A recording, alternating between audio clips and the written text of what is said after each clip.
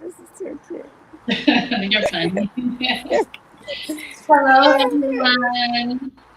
I'm Shanta Jackson, and my purpose in life is to help people to help themselves and others. And today I have a special guest with me.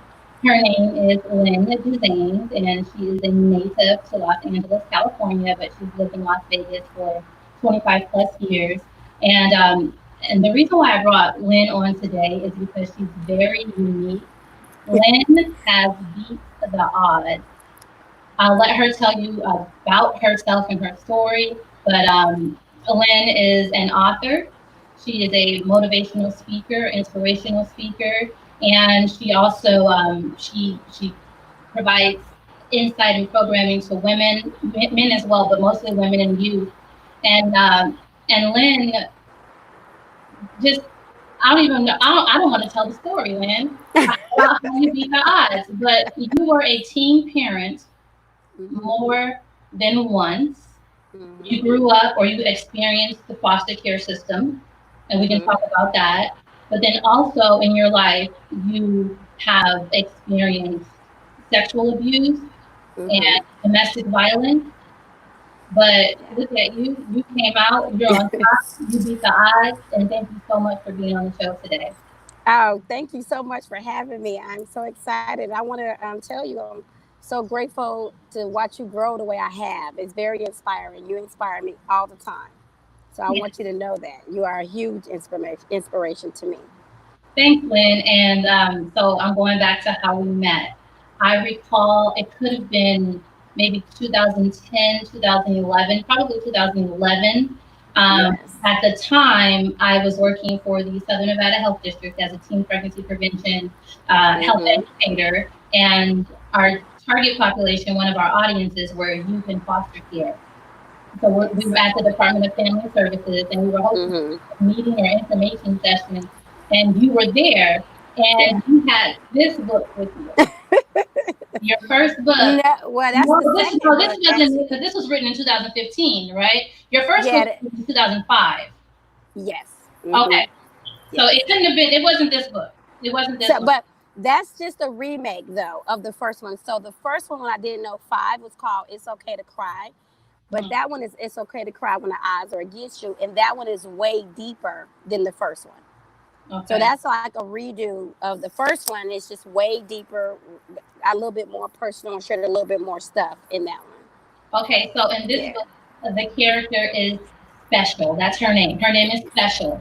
And tell me about Special, and why did you decide to name the character Special instead of Lynne? Well, I kind of feel like, you know how you go through life and stuff always happen. And then I had certain people like my high school counselor, and they'd be like, "Lynne, you know you're special." And when I put that in the book, I was trying to convince myself then, because it takes a while to still grab stuff. But it's the fact that if I can see myself as special, then I can embrace what being special means. And not that no one else is special. I'm talking what's special for Lynne Jasames. So that character is more or less like recognizing I am a special person. I am a unique person, because I spend so much time being, like, I'm like everybody else. I'm no different. You know what I'm saying? Like, I'm not like anybody else. And I just did things that was supposed to be done. You see what I'm saying? Until I started really owning things in my life that I still hadn't owned. And so I started really being okay with my life experiences. And then you start seeing things different. Like, it gives you a quick example, statistics. So for me, I was supposed to graduate from high school, go to college and get a degree. Well, coming from being a foster child, only 3% graduate, go to college. A low percent graduate from high school. So the odds were against me. So that's when I started identifying, oh, this is why. This is why you special, because you beat those odds. This is why you special, because you beat those odds. So I had to really, get it in my own head. I was special. Because it's easy for somebody else to say it, but you have to own it and see it and feel it for yourself. And sometimes it doesn't come, as quick as you want it to. Okay, so let's talk about your lived experiences, because you two are a woman with lived experiences. And 14, or take me back to where you want. What I know and what I've read, your story started off at the time, or at least what I recall, 14 years old, and that's when you experienced your first pregnancy. Mm-hmm. Did you tell me, or if you want to go a little bit further back, but I want you to tell us how you beat the odds and kind of walk us through. Okay. So we can start at the 14. So at 14 is when I gave birth to my first son, but it was also the moment in time where I entered foster care. So when I gave birth to my son, the social worker showed up to the hospital and took me and my oldest son from the hospital. Well, I left the hospital first and went to Child Haven. He had to stay for a little while, but 14 was very significant for me because my whole life changed at that point when I turned 14, even entering foster care and having a son at 14 years old. So that's like a pivotal moment in my life. A lot of things happened before 14, but that was a major shift in my life when I turned 14 years old. So just moving. By the time I was 16, I had another son. By the time I was 17, I had another son. I entered foster care with no credits in the 9th grade because I was pregnant with my son. So I had no credits my 9th grade year, but I graduated from high school on time with my senior class. So I'm grateful just to be able to do that. And I had people like my high school counselor was very instrumental in, letting me know what I could do to get it done instead of just being like, she's not going to do it. It's very important that we embrace good people in our life because if when they see good, sometimes it's uncomfortable, right? For someone to embrace you and want to help you when you've been through so much being used and abused, so to speak. Then people will come into your life who genuinely want to help you succeed and do better. And if you don't really see it and embrace it, I talk about nurturing and never losing good relationships in this book right here. That's one of the chapters. And the reason why it's important to understand how important that is because those people are going to always pour into you and continue to push you. They don't ease up. They don't ease up at all. And then the ones we tend to, because they make us feel uncomfortable because we're not used to that good energy, that real energy, we kind of shy away from it. So my high school counselor was very important. I wanted to make my foster mom proud because, again, five other foster homes said no, they would not take a 14-year-old with a baby. Well, my single African American foster mom, Bertha Robeson, she took me and my baby, and then she took baby number 2. Then she took baby number 3. So a part of my journey was to make her proud as well. And then there was my caseworker. Um, she gave me an opportunity to take my children with me. She didn't, she could have said, I don't know if you could do it. They got to stay in foster care and you could go get yourself together. But she said, do you want to take them with you and we see how you do? And I was like, yeah, I don't want to leave my kids in foster care. And she gave me an opportunity. So I also wanted to do the things to make her proud, make her realize what you did, it was not in vain. Like you helping me, and hopefully other people will see how, if you really genuinely be that one caring adult, it can make a difference. But you got to decide on, you got to hang in there through the good and the bad. We have 1 minute of what people may consider a mishap or mess up. And then people tend to turn to what they think they know instead of embracing that we can be good. Foster children have the label itself is so it could be damaging if you know what foster care is. See, I didn't know what it was at first till I was in foster care. So going in, I didn't have what these kids are learning today and the negative stigma that comes with foster children. But it's so many good ones out there. They just not ready sometimes. Like I've learned, like I told my story, but I wasn't ready to talk about my story to the last year and a half. Yeah, I can relate. In my book, I talk about one of my stories of resilience, and so my personal story of resilience, but I don't know how many people in the audience may know or not. I was young, 19, had a boyfriend, 5 kids. He had 5 kids. I married him when I was 21, so I was in college 21, with 5 stepchildren. It was an unhealthy relationship. Sometimes verbal abuse, sometimes physical and control, financial control, things like that. But long story short, the last day that we were ever together, I slept in the bed with my shoes on because I couldn't leave the house. And wow. Yeah, I couldn't leave the house. And the next day I snuck out with my son. But that wasn't my first time leaving him. So that wasn't my first time like leaving behind a lot of things. So Right. just imagine having to start over. And even though this is fresh, my book was published, my first book was published in January of 2020. And now I'm starting to get a little more comfortable talking about it. And a lot of things I suppressed in my memory, a lot of stuff you don't remember until you start talking about it. And never had I labeled or imagined, or I just never just identified as a victim of domestic violence. That's just not something that I identified as. Right. But recently, through the promotion of my book, I've been meeting a lot of different people, and there's this group that I came across where I was only supposed to just promote my book with them. And but I'm a member of that group, and so I'm talking to women, and what I'm learning, and they're much, and I'm the youngest one, and they're much older than me, and what I'm learning about them is some of them have been out of their relationships for over 15 years, and they're still healing and kind of going through, because you're still living your life. Yeah. So you're living your life and you have all these different relationships. That's some baggage. And some people, so of course, it's important for us to take care of ourselves and to love ourselves, but we have to learn that, right? But in the meantime, we're still going to interact with other humans and have trial and error and different things like that. So it's just interesting the fact that you said that you wrote the story, but you weren't necessarily ready to tell it.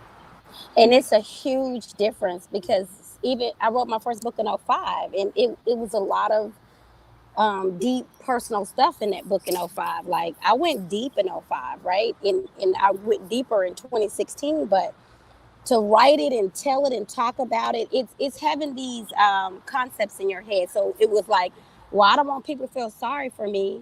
So that's a way of keeping you from not telling your story, because it's all up in your head, right?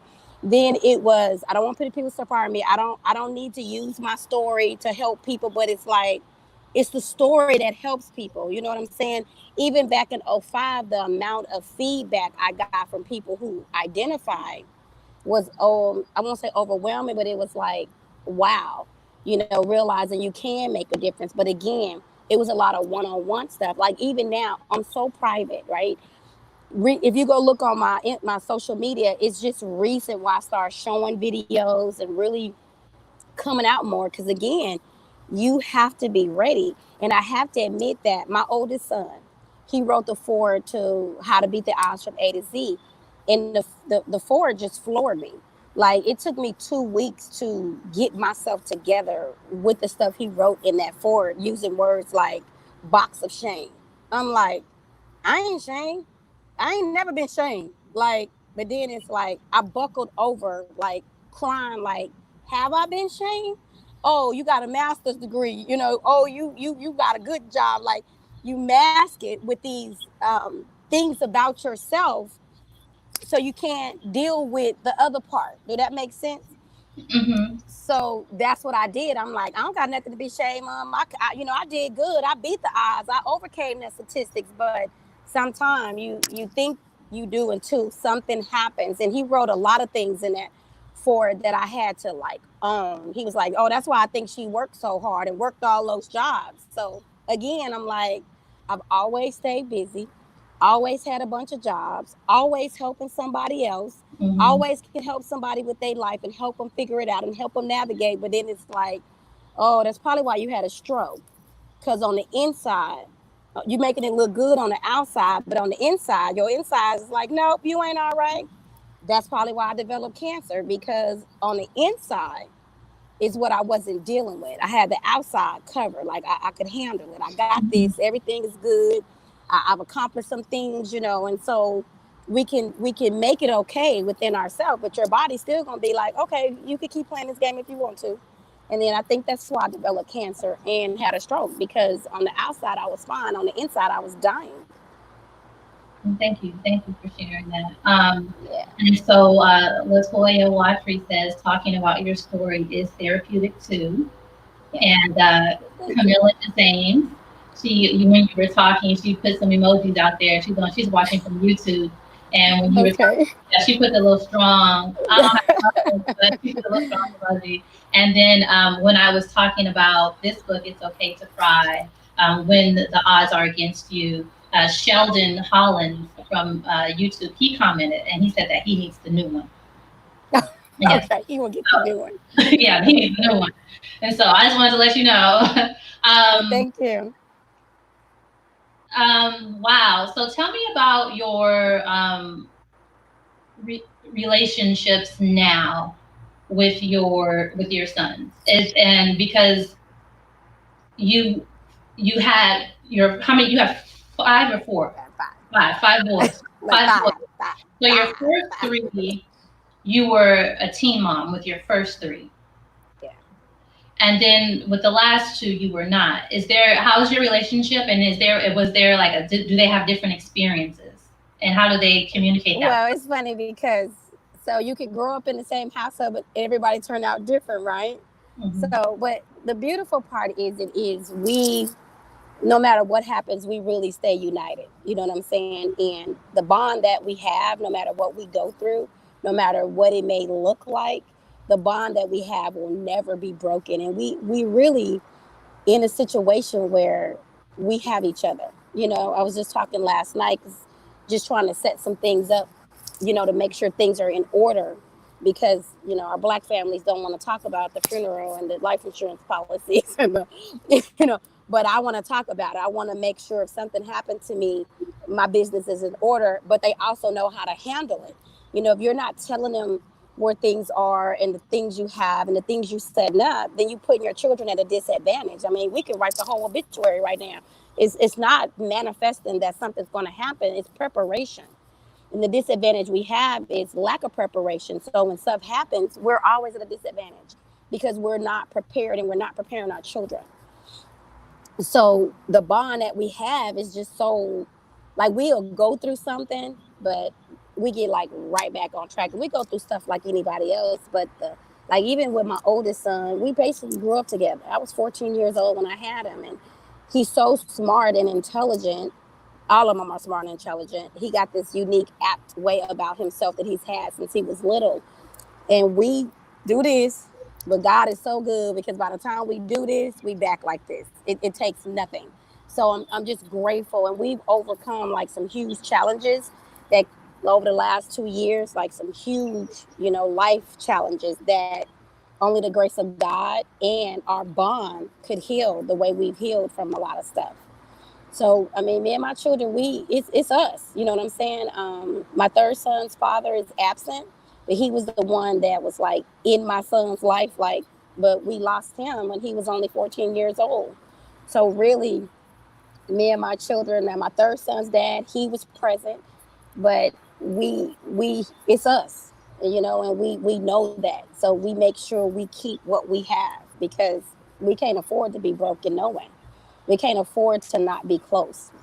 We get off track, but we get right back on track. And that's how you know God is good, though, because we've had some challenges. Like, you know, we do, but we overcome them every time. Every time we overcome them. Every time. Okay. In addition to being an author, so how many books have you authored so far?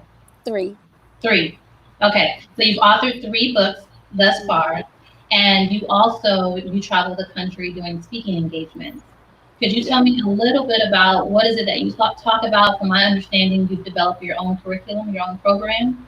Yes. Mm-hmm. It's called the Beat the Odds. It's a Beat the Odds training program that I have. And the main thing I really talk about is we haven't been taught that we have what we need inside of us, right? So when I would go places and people be like, what makes you different? And how was you able to do that? You know, when I do start talking, it's like, one day I realized it was the way I coped through it. Because without being able to cope and use healthy coping skills, then the outcome is different, right? So if people can understand and learn, for me, there was no YouTube, there was no mentors. I couldn't Google how to make myself feel better. So what made me different? It had to be how I coped, right? Even down to, what is a 17-year-old doing with 3 children? Sex is a coping skill. It's seeking a moment of feeling to change how you're feeling in that moment, but it's only temporary. Did that make sense? So Mhm. people don't even understand promiscuity comes from, that's a coping skill. It's a form of trying to cope. So my platform is really talking about helping people understand and navigate that they have what they need inside of us. Like even for you, Shanta, the things you've overcome and been through, is how you cope through them. I was talking last night and talking about when I spoke in the jail for a year. Those women have the most profound, amazing stories. Like you don't want to minimize your stuff, but when we talked about coping skills, to hear women say, "Oh, when I get irritated and mad, and I go clean up the park, I'm coping." Yeah, you are. Or my grandma used to fill up a bowl of beads and put a bunch of colors in there and pick them out and separate the colors, and then she'll fill it up and starting over. She was coping. So if we can understand, we have what we need inside of us. We really do. We built with it. We go through things in life, and sometimes it's not manifesting at times in our life like how we want them. But if we can understand, we have the power within. And so I use faith without works is dead. So God is always in everything, right? But you have to do the work. You want to pray, pray, pray, and then hope that some magnificent thing happen. Mhm. I've learned I do the work. It's the work that makes everything come together. You know what I'm saying? It's just you just can't hope you're gonna meet the right person, or hope you're gonna be at the right place at the right time, or hope you. Most of people find comfort in relationships, until they realize, well, this ain't working either, right? This ain't fixing it either. So, but when we learn to go within ourselves and the power that we have within us, with God's help, we're a lot much more powerful. People are getting on TV, making life decisions off a TV show, watching some motivational speech, and changing how they're doing things. But in that moment, they're only taking a glimpse of it, right? And they're making life decisions, and then it becomes second, like they be second guessing. So I'm gonna give you an example. So me and you talk, you tell me what's going on, but then you've already talked to Becky, you've always talked to Sarah, you already talked to everybody. So then you get my opinion. You got all these opinions in your head. You're not manifesting your own opinions. People don't have the ability to make their own decisions, so they lack confidence. So for me in my relationships, I have a lot of confidence because I don't watch TV. Motivational Yeah. stuff and positive stuff and shows like this is to enhance who we already are. It's like I watch stuff like this all the time, and I get the light bulb moment. You know what I'm saying? And it's like in that light bulb moment, I'm like, this is cool. This feels good. This feels right. I understood what I was doing. That's what it's supposed to do. I used to watch Les Brown and be like, oh my God, pumped up and oh fire, to realize we had the same values, we had the same beliefs, and oh, I'm on the right track. I got this. I'll come and watch something on your show and be like, that it gives you the confidence. It's not supposed to be like, I'm not supposed to watch you and be like, oh, I'm gonna go do this because Shanta said it. No, but if Shanta can shed some light and help you reach from inside of you and be like, you know what? That's what I'm really feeling. That's what I'm really thinking. That's what makes a difference. Confirmation comes from different people, different ways. But people watching television shows and making life decisions, like I might be off track with this one, but one of my mentees called me and was like, I just watched somebody's show and she's talking about the R spot, right? This is how real it is for people.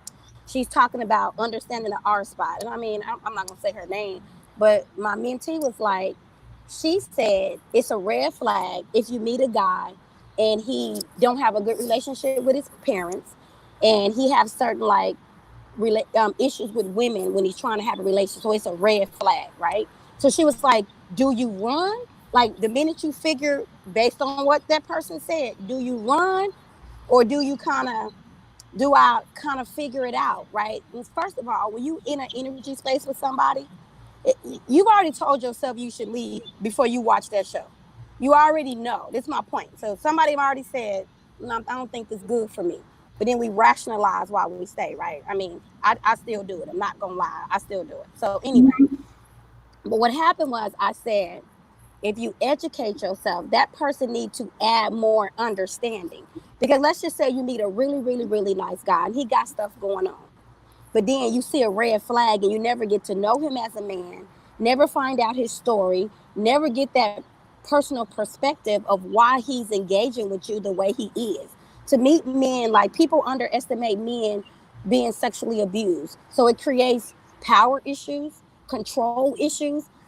I think we owe each other when we're trying to have a relationship with somebody, at least get all the details. You cannot go listen to a show that tell you run because that's a red flag. But what if you was meant to enhance his life and make him address those issues so he can become better? But if we keep It's not running, your job, but at the same time, so I was reading, I'm glad you mentioned that, because I was reading actually this morning about codependency. And I'm like, mm-hmm, okay, let me understand this and better so I can speak. And mm-hmm. it's just something I just happened to read. And you No, that happened to say what you said. And so it's not your job necessarily to fix people and to fix other adults. And mm-hmm. so I understand what you're saying is don't be so judgmental, give people the opportunity and kind of see for yourself and make your own decisions. However, That's what I'm saying. right, I understand that. However, that advice is not necessarily bad if, again, it could be some validity to a statement like that, but I think what you were saying to your mentee is you were in that space and you know right from wrong. You just probably need someone else to kind of validate your opinion, and that lady just validated it. But I do believe, so this is something that I pay attention to, and this is something that I teach my son. When you date someone, you want to know who this person is. It's not just this individual. This is a whole person, and whether his relationships with his family members are healthy Mm-hmm. or not healthy, it's still a part of who he is, and he's bringing that with you. I mean, with him. And so my thing is, I think it's okay to pay attention and to assess, to see how the relationships carry out. So, for example, if he's disrespectful to his mother, and if he curses at his mother, what makes me think that he No, probably that I'll be different. So I me? don't mean. So I Yeah. don't mean like that. I don't mean that type of stuff. But when you're having a personal relationship with somebody and y'all exchanging real energy, right? And a lot. She didn't say, "Well, if your mama cussing you out," and then this. It was like these independent subjects, these independent things, but Right. then you group it all together so you make it a bigger thing, right? So for my mentee, it wasn't an issue with how he was disrespecting his mother, but it was also an issue of if he treats you like this or do this or do this. So for some women, like I don't judge women. If you can handle what you can handle in your relationship, it's not my place to tell you to leave somebody because I don't agree with how you're being treated in a relationship. Because only you are in that energy unless I realize it's life threatening and you need to get out. I'm not talking about that stuff. I'm not talking about stuff where somebody is calling you. For me, if you get to messing with my mental, we got a problem. I don't care how good you are, how cool you are. For me, I can't let you mess with my mental. With some woman, she good on her mental. I can't question what she can handle with her mental. But it's like you taking these little bitty pieces of information and going making life decisions, and I don't agree with that. No, Now, it's it's for anybody. Yeah, that's for anyone. that's what I'm saying, but that's what people are doing. They're getting one little pieces of something, and they'll go make a life changing decision. But then that's why people going back and forth for relationships. And I'm not talking about just between a man and a woman. Family relationship, sibling relationship, co-workers relationship, because the decisions you're making is not coming from you. They're coming from you done shared it so much. You done got lost in the mix of the share when we can just be still sometimes. Be still and process how we really feel and what we think about it and work from that space. And other people just come along to either enhance who we are, and people are not to make you become who you are. They're supposed to celebrate who you are. I heard Lisa Nicole, is it Nicole? Lisa Nichols? Lisa Nichols say that. People are to enhance who you are. They're not supposed to come. Can't nobody make me happy. I'm supposed to make myself happy. Somebody just come along and enhance my happiness. Do that make sense? And Mhm. when you understand that is what I'm saying. Like even when I talk to my mentees and we're having a conversation, they come to their answers when I'm doing a consultation, they come to their answers. I just sit and walk them through it. I'm not telling them what to do. We're walking through it. And by the time we walk it through it, we can feel that they get it for themselves. I didn't tell them what to do. I didn't lead them in a certain direction. If it ain't life threatening and I feel like they in harm, or especially their children, well, let's process this for you, not for me, not for nobody else. You can get to this. You understand where you're going, what you're trying to do, and you understand what you're in. Can't nobody get in there with you from a conversation. I believe in energy. So that energy space you have with somebody, you understand how to hold it. But if you feel like you need to leave, you already told yourself you need to leave before you talk to me. Something already told you that's what you need to do before you talk to your 10 friends, because all of them going to give you a different perspective, but you're going to go talk to the ones that lead you to the most, like how you really feel. But then you're going to go to the one who kind of made more sense. I just said this recently. Truth does not mean it's the answer to your problem. Well, what do you mean, Lynn? You break up with a guy, you sure on why you want to break up with him. Then you go have a conversation with him. And he say one thing that makes sense. Now you second guessing, oh, maybe I shouldn't have thought of it like that. Or maybe I shouldn't have looked at it like that, because that piece of information was truth. But that doesn't mean it's the answer. Mm-hmm. See, that's what I'm saying. People taking pieces of information. I'm where I'm at, and I'm confident in where I'm at because God, first of all, but I got myself here. I don't watch TV shows. I embrace all motivational stuff that resonates with my spirit. You know what I'm saying? So every decision I've made, I've owned, whether they was right, wrong, whether somebody else like them or not. I'm proud of exactly where I am in my life. And we all live with some regret to some degree. But I'm like, I can't undo, because I like me. I love who Lynn is right here today. And without those experiences, I might be a different person. I might can't love as hard as I love, or give like I give, or share like I share. So I can only be grateful for all the experiences that I had. Being a teen mom, it's not easy, but look where I am. Shamsa, look at Lynn Jasames today.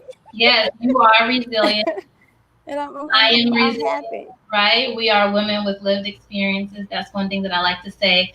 So Terry, when you were speaking more so about your journey,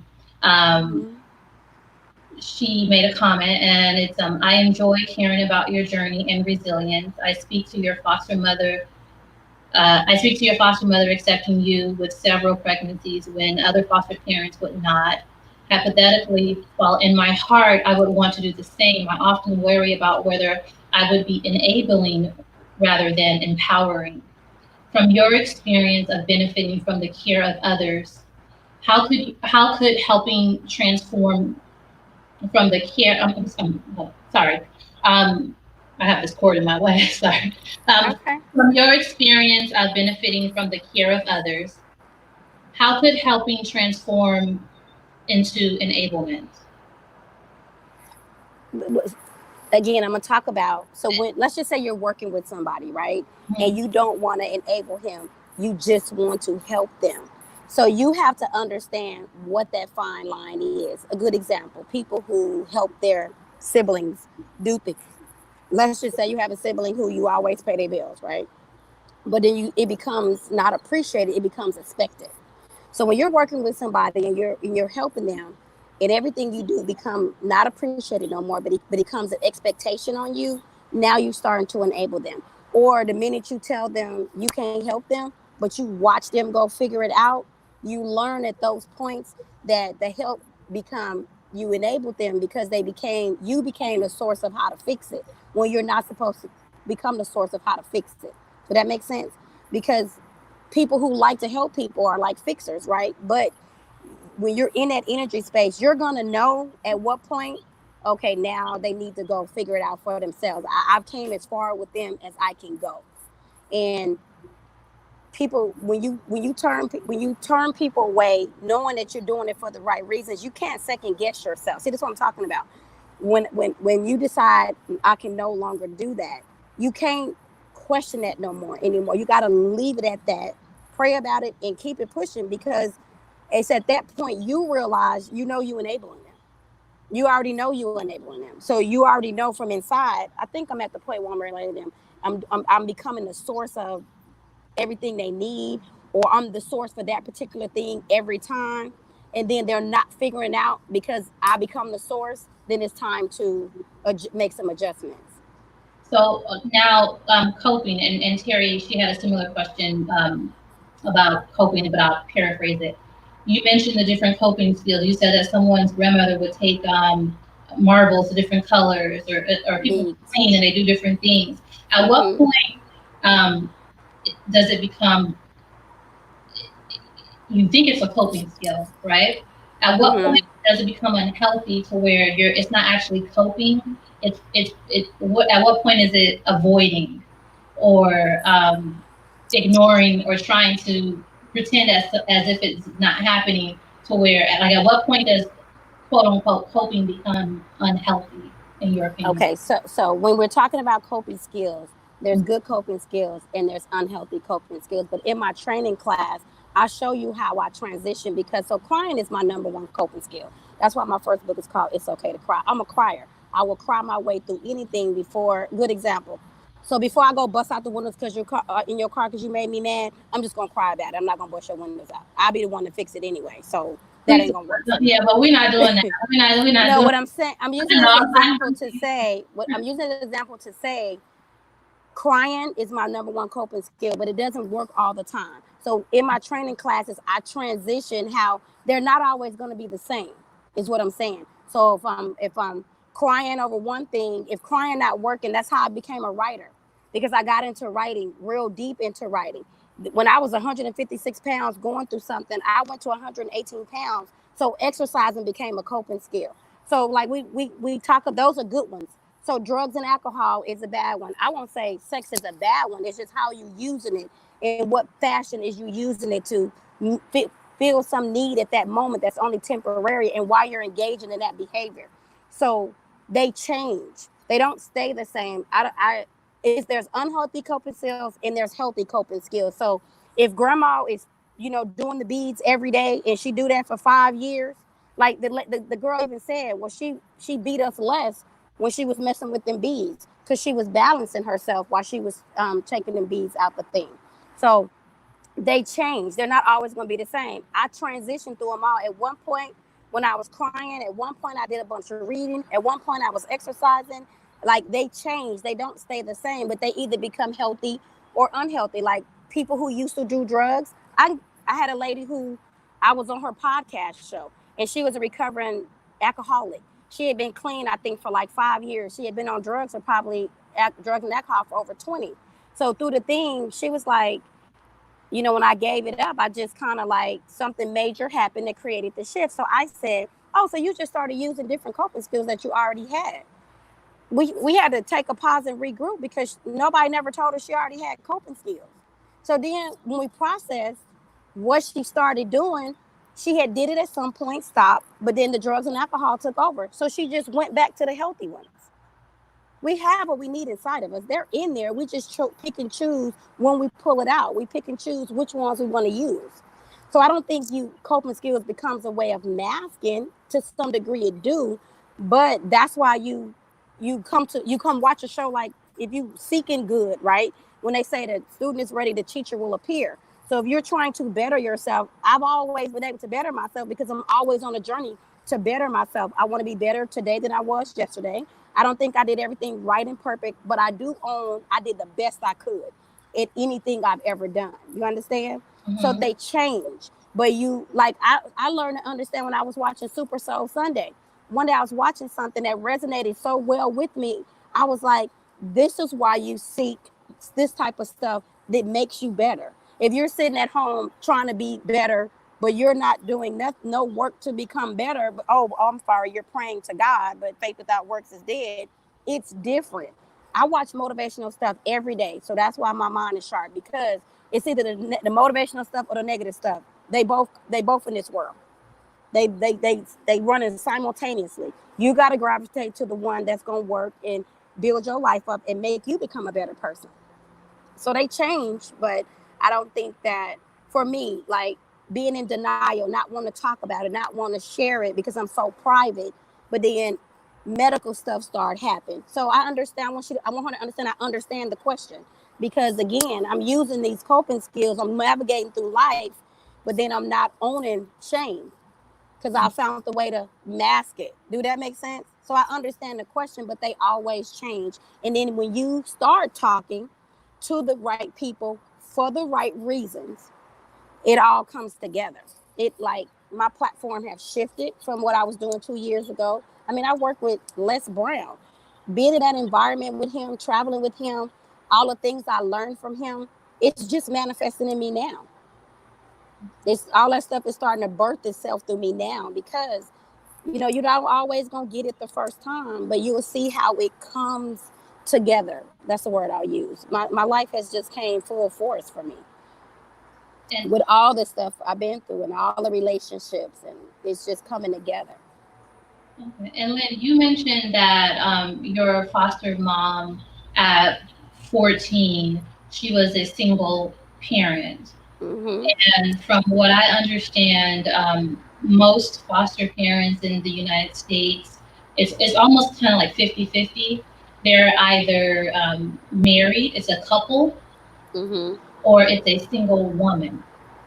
Mm-hmm. And I do know that you currently work with a lot of adults who are interested in fostering or who are currently foster parents as of now. Can you speak to me about the need for foster parents, or maybe someone's kind of interested, maybe not. I actually, and then any advice that you have. I actually, for myself, I've thought about fostering an older teenager. Because I know sometimes with placement, it's easier, and it's more. Most people want younger kids. And yeah, they do. They do. I am fortunate enough to where by the time I get to the end of my training, because I typically don't share my story to my class at all. It might be the very end of 7 and sometime in class 8. And depending on how the conversation going, I might introduce, I speak a lot of hypothetical. If I share my story, I hypothetically speak like it may have been somebody else because I don't want to become the focus of the class. But this is what I say. So deciding to become a foster parent, it takes time.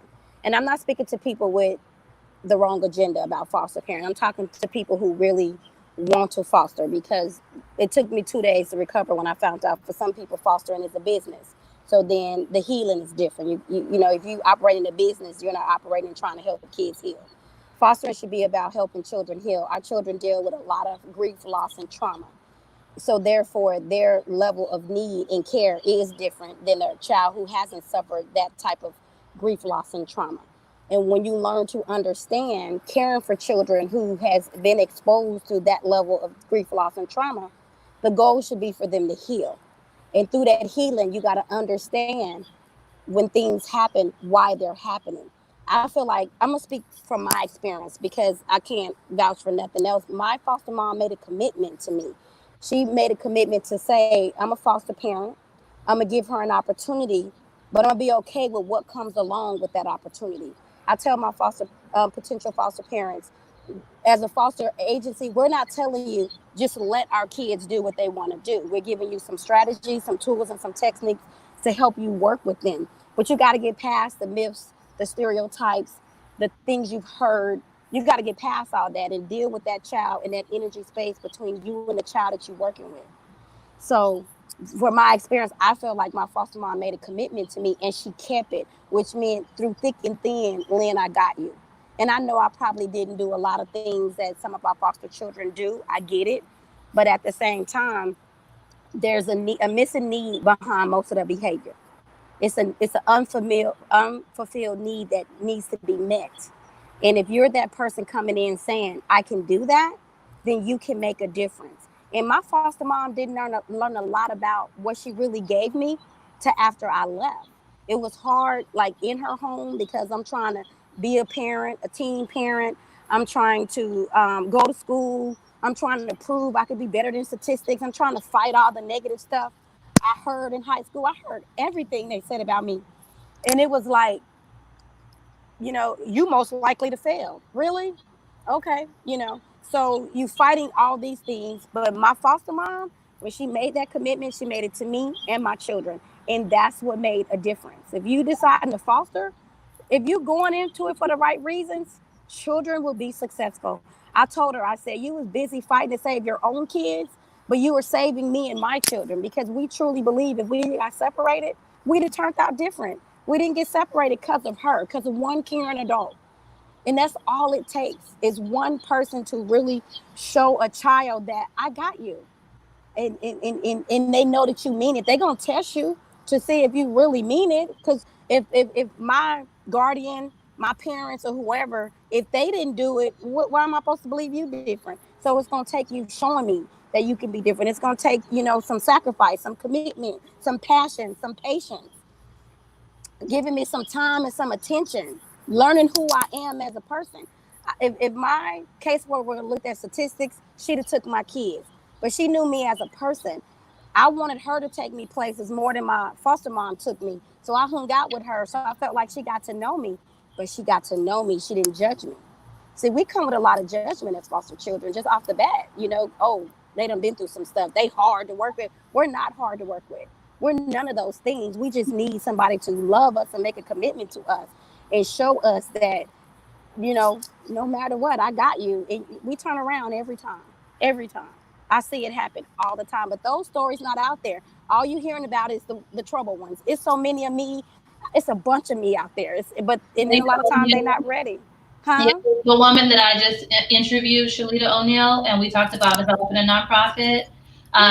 So she is a foster care alumni, and she actually she's the founder of a nonprofit organization called Fostering Change. And with Fostering Change, what she does, so for individuals like you, I also know that you have your own nonprofit organization, SUPA INC. And so she provides support and then sometimes even funding to other foster care alumni who are doing good and different efforts into their community. So I definitely want you to link up with Shalita O'Neill as well. Yeah, and she's a sweet person. I follow her on LinkedIn and Facebook, and I love her energy. Is she real, like real people, Yeah. And so we're going to wrap up this conversation. And Lynne, thank you so much for being on the show. Before we close out, everyone, Lynne's Instagram and her website, where you can purchase her books, are available in the description in Facebook and on YouTube. But Lynne, tell us about, just really quick close out with your latest book, or all three books, whatever it is that you want to talk about. So the latest two books that's out is How to Beat the Odds from A to Z, and then It's Okay to Cry When the Odds Are Against You. Those are the two. I actually have a promo right now going on both of those books. So you can get them on promotion if you go to my website, which is www.Lynnes, LYNNE JASAMES, LynnesJasames.com. On my website, I got a promotion for both the books.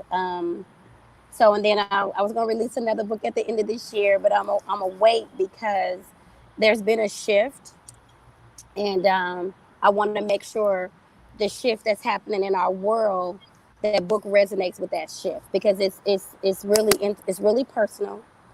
It's really understanding how everybody we meet, everybody that comes into our life, no matter for that season, that lifetime, for a reason, their energy resonates with us some way, shape, or form. It impacts how we navigate through the rest of our life. So there's 3 twists in that book. And in that book, I show you how every person impacted my life, but it's with those common emotions, those common feelings, those common thoughts that we all have, but you really get to see it. And only the gift of God is why I was able to write that book like I did. But I'm gonna wait.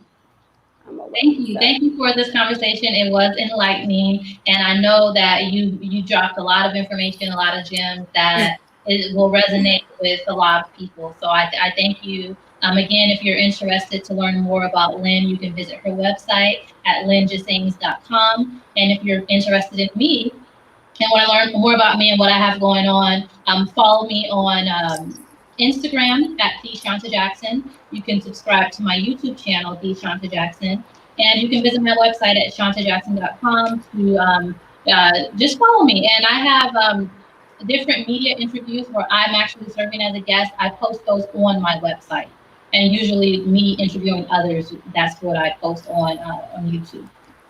All right. Now you have very good content. I do want to say that, and it's Thank very you. helpful. It's information that people can use. Again, it's about becoming better. So it's really good that to create a platform where people can get information to become better, and that's great. That's great. Thank you. You are admired for that. Thank you, Lynn. All right. Thanks Yeah. everyone for joining in. So, bye.